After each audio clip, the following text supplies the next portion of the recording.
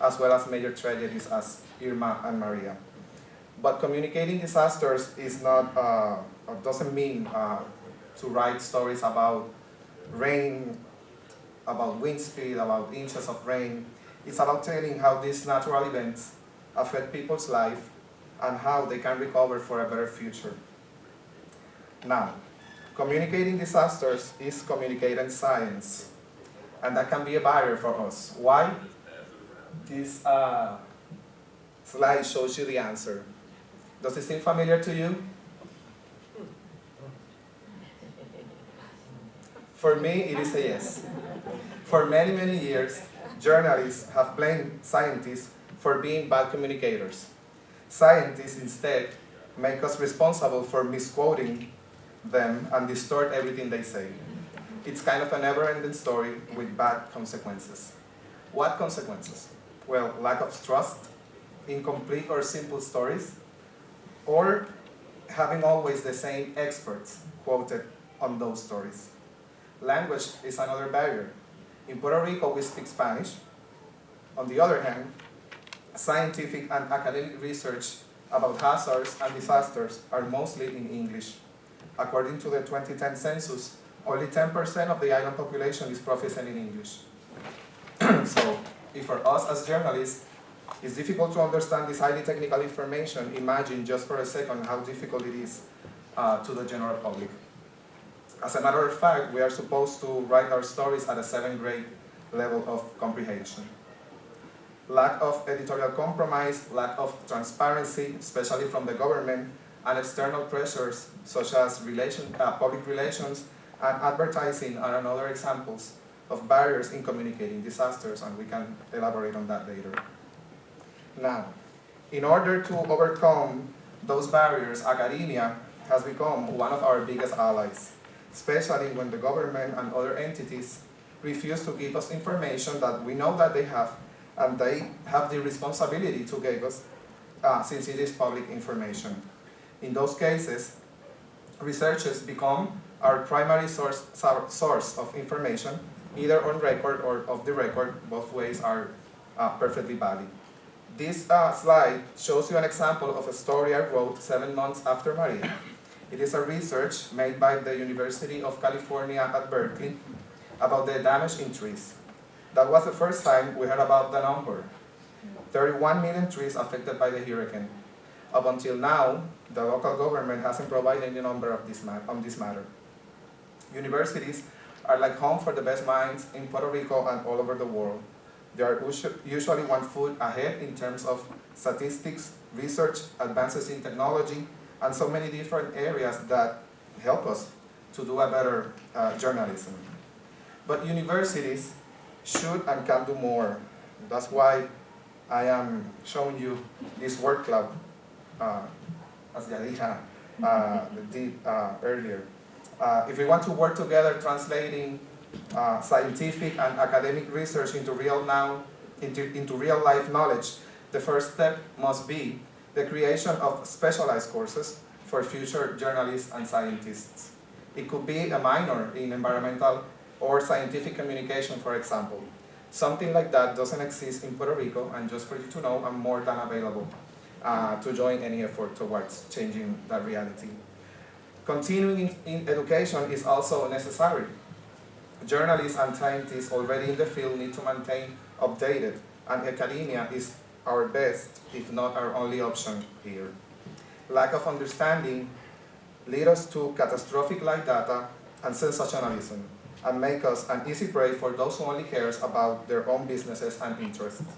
From our side, it is imperative that media owners, journalists, and everyone else in the communication industry develop a genuine compromise with scientific and environmental topics.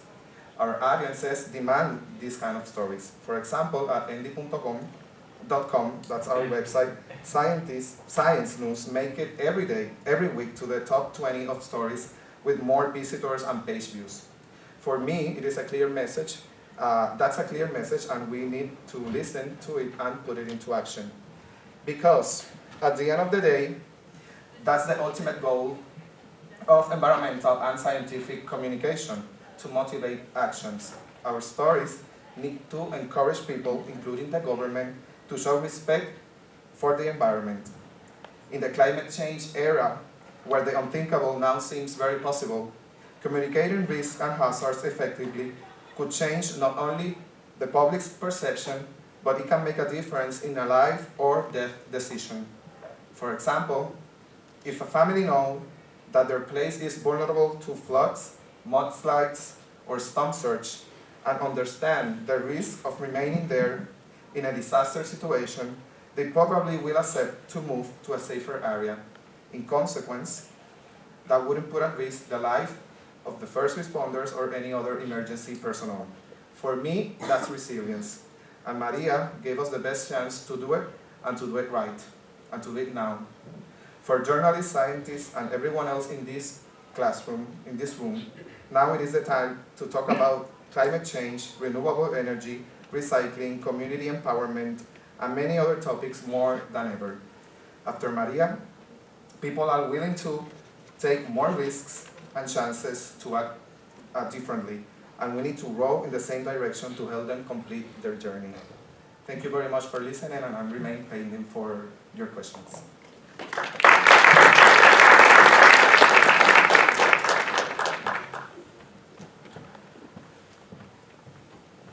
Thank you so much, Gerardo Alvarado. Now the third panelist will be from the academia. We have seen all of the challenge from the medias, and now we will see what are the specific challenges.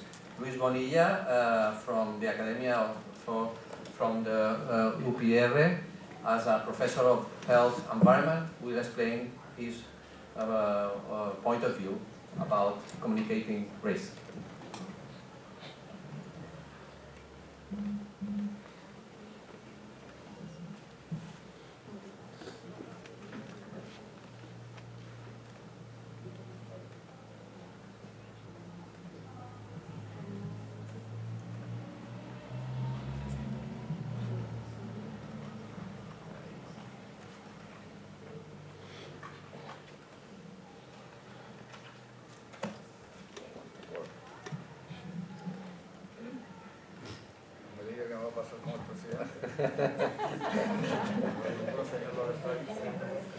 One second.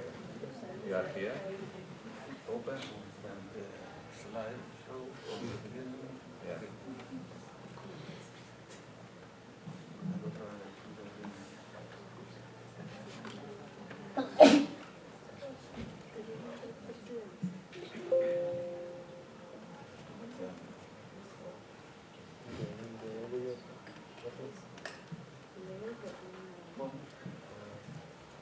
Okay. Good morning. I'm going to tell you a story that few people in Puerto Rico know and nobody knows outside Puerto Rico.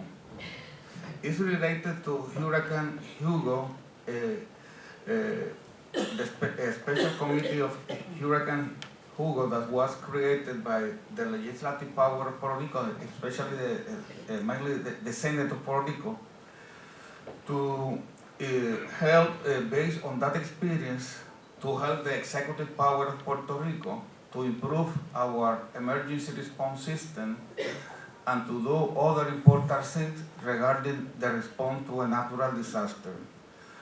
When I tell this story, my blood boils. It gives me a lot of anxiety of the things that were not done after that legislative investigation.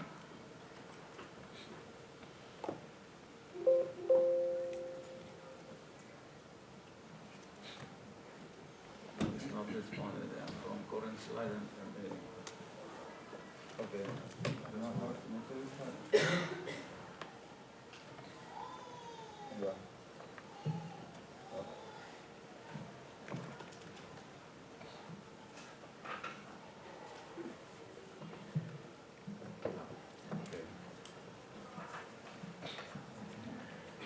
During the morning of Monday, September 18, 1989, the powerful Hurricane Hugo hit Puerto Rico as a Category 3 storm.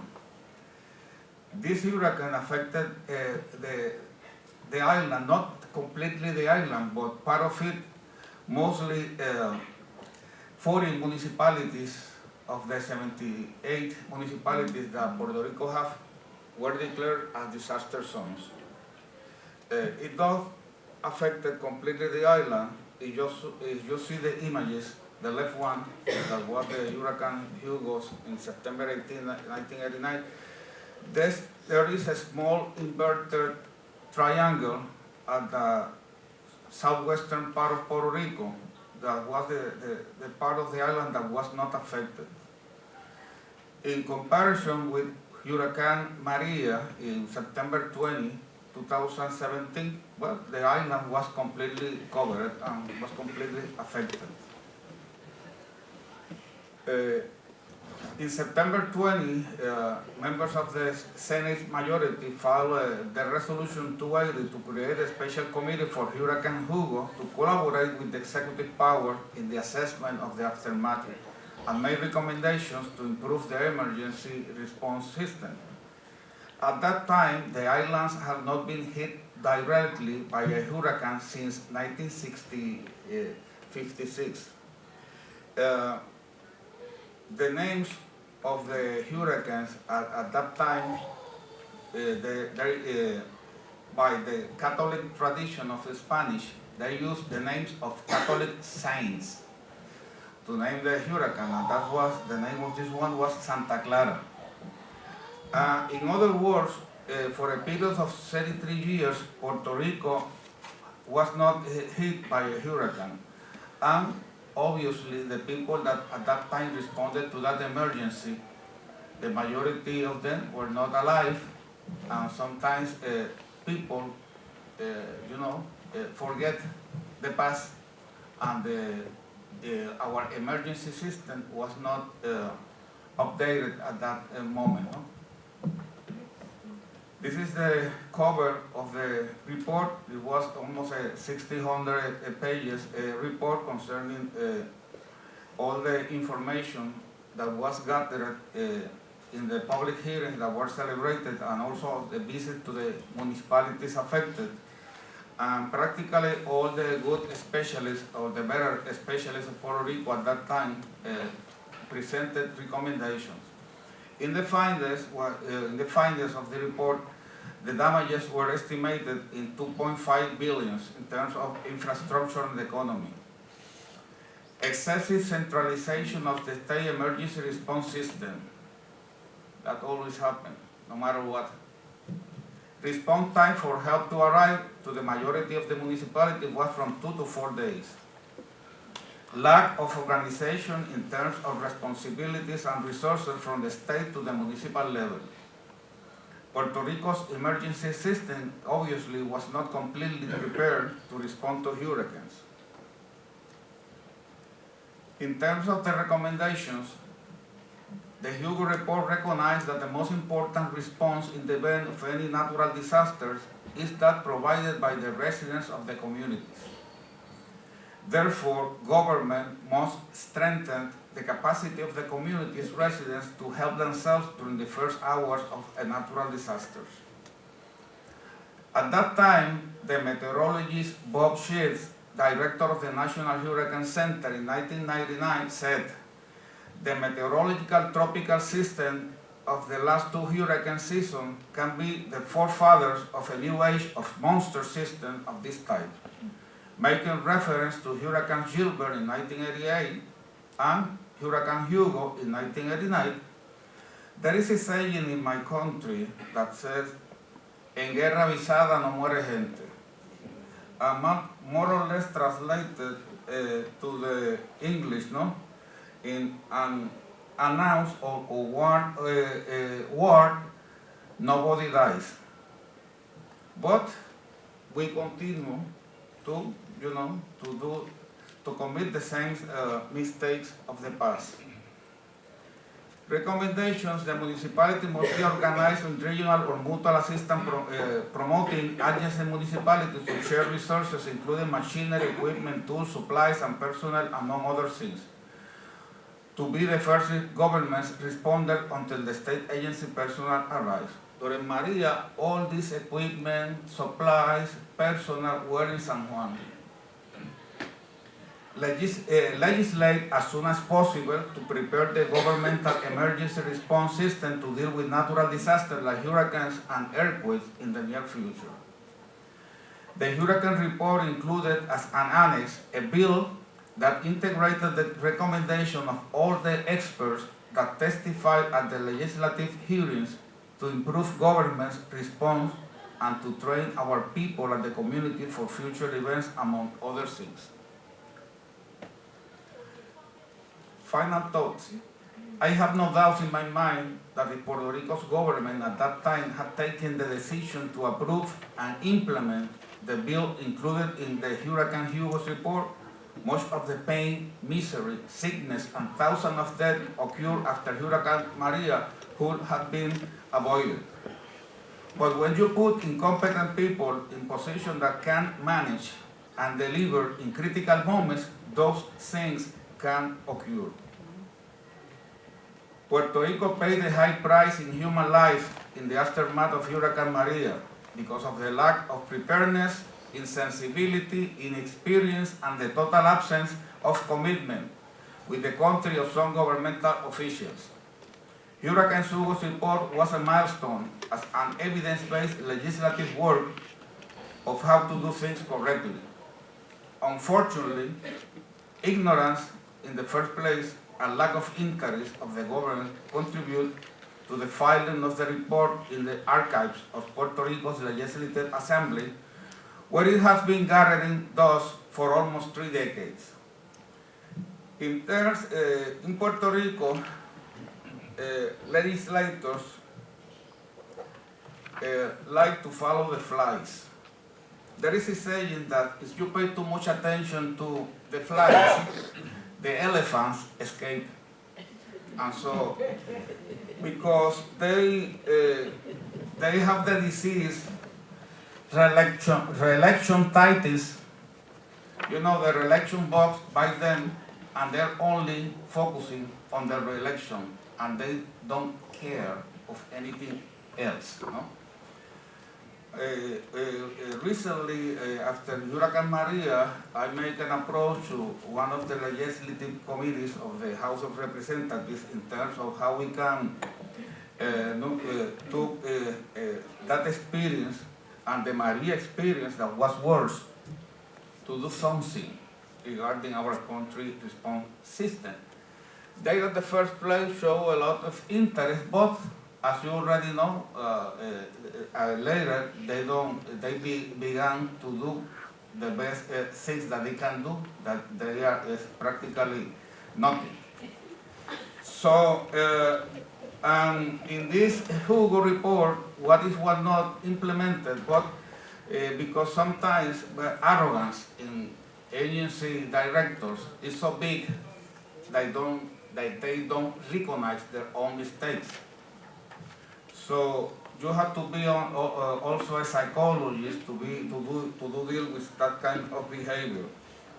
In terms of how the university can improve university-community relationship, the UPR have 11 campuses that are distributed geographically around the island.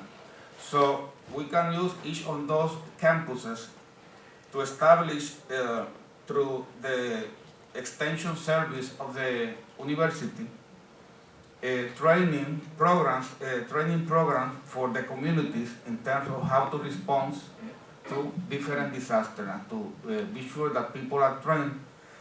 We can do also, and it's necessary, to use community-based participatory research in those communities and to make an environmental public health assessment in each community to identify the physical, biological, and chemical hazards that each community have.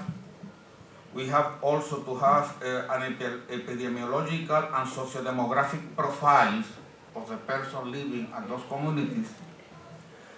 So in order to develop a tailor-made community response plans, not all the response plans are you can use the same response plan to each one of the communities. You have to tailor-made because the characteristic physicals and other characteristics among the communities and the risk, are different. And so you have to have credibility in communicating risk.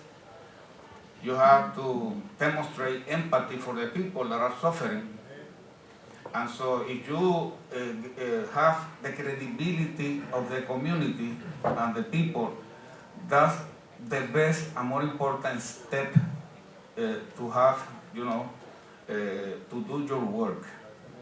Unfortunately, sometimes the government, because of the lack of transparency, that as already you hear Gerardo, that it was difficult to obtain basic information that is public, because they use public funds and public employees to obtain that information, but they don't have to share. Recently, I had almost to file, a resource at the Puerto Rico's courts, because at the Department of Health, they refused to give me information that I need for doing a research project. And it happens all around the government. They are also thinking about the flies, and the elephants are escaping all the time. So this is part of the hurdles that we have in this kind of working with the Puerto Rico government.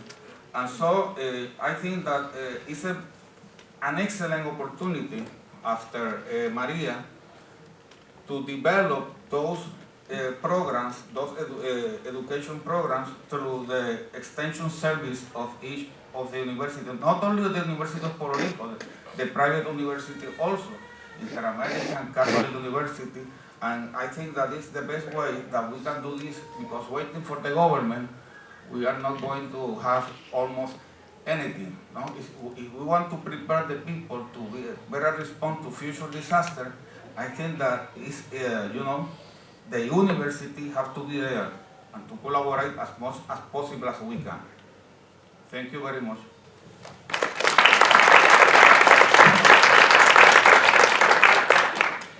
Thank you so much, Luis, for explaining all of these vulnerabilities from the Hurricane Hugo to nowadays.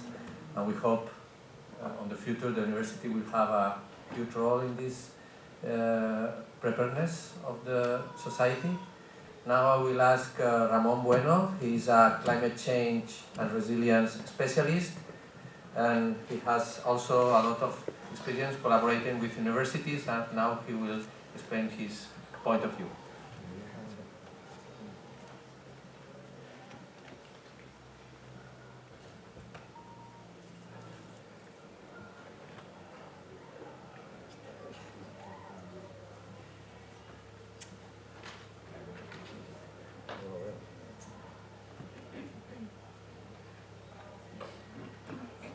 One second.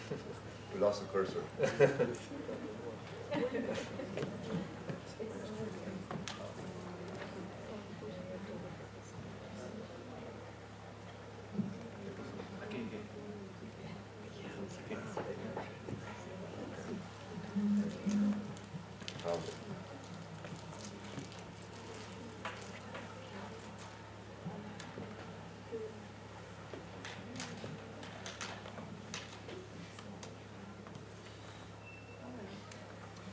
So, good morning.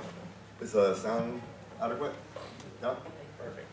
So I'm going to come at this from a slightly different angle. My background is in modeling, and starting in engineering and then in enterprise systems. But over the last 12 years, I've been working in modeling, starting a lot with climate economists, looking at the dynamic interaction between population, economic growth, the differences in growth, carbon intensities, and how that translates into changes in the climate and destruction that damages growth and all that. So when Marla asked me to join this panel, I wasn't sure if she made a mistake or not. But so I'm gonna try to bring my perspective into these topics. I'm not a communication specialist. I try to use images whenever I can, but this is the last two visual images you're gonna see. So if you like them, take a second. So I'm gonna start with a echo of the sense of.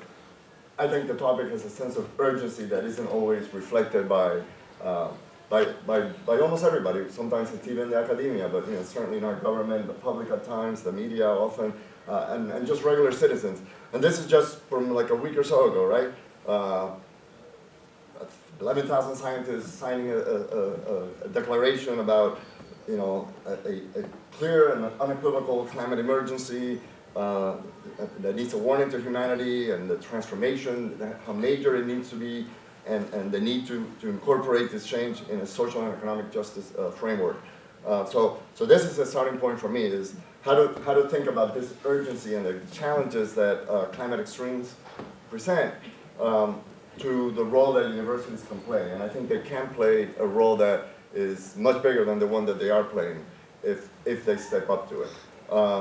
So one of the, and I may repeat this message a couple of times, is that I would like to think of the pre and post disaster. We're talking about how to expand the role of universities into in the context of pre and post disasters. And I think we need to go in a slightly different, broader sense, beyond just episodes of extreme phenomena that then become disasters in that fashion, but to think of a more ongoing problem that I think current and future generations are going to feel, because what the climate science, the way I read it, is telling us that yes, there are going to be a lot more of these episodes of climate extremes that we're not prepared for and incredibly challenging, but so are steadily happening things.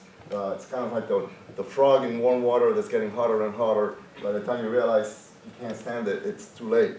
So I think the challenge for universities is to help, what I'm calling, to normalize a more integrated, proactive, long-term, steady thinking about how to go the thinking, the research, public engagement, community engagement, and how that affects planning and everything else that we're going to have to deal with.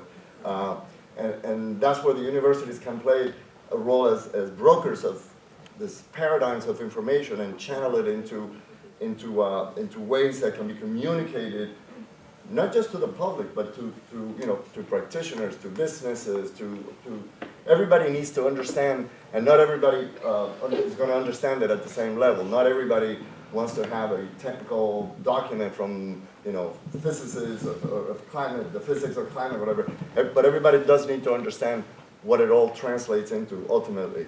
So I think universities are particularly well suited because of the people who work in universities, especially research universities, but not only research universities, because there are universities that basically take that research and then communicate it to the next generation that's being trained. So I think this issue of what I like to focus on is not only synthesize the information and the climate solutions that many valuable groups are coming up with in transportation, in energy, in buildings, in every aspect of life that we're seeing is impacted by our consumption of resources and fossil fuels.